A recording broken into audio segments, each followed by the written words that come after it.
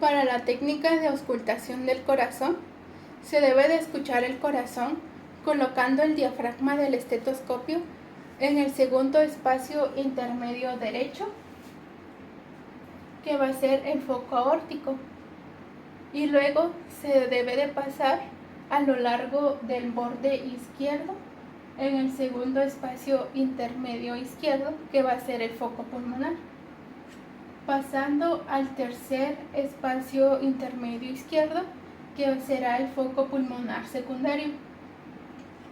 Después el cuarto espacio intermedio izquierdo, que va a ser el foco tricúspide, y terminando en el quinto espacio intermedio o vértice izquierdo, que va a ser el foco mitral. Luego se deben de escuchar los sonidos del corazón y se debe de identificar el sonido 1 y sonido 2 por separado. Estos generalmente se escuchan como lup-dup y ambos se escuchan normalmente en toda el área del pericardio. Usando la campana del estetoscopio se escuchan los sonidos cardíacos adicionales y se deben de escuchar inmediatamente después del S1 y S2, y se escucha mejor sobre el área del ápice del corazón.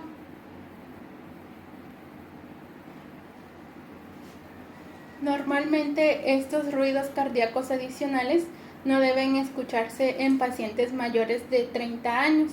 Si se detectan, se debe de observar el tiempo e identificarlos como sonido 3 y sonido 4. El sonido 3 va a sonar como lup dup dup y el sonido 4 se va a escuchar inmediatamente antes del sonido 1 y normalmente suena como da lup dup. Además, se pueden escuchar murmullos que se presentan como un sonido que sopla.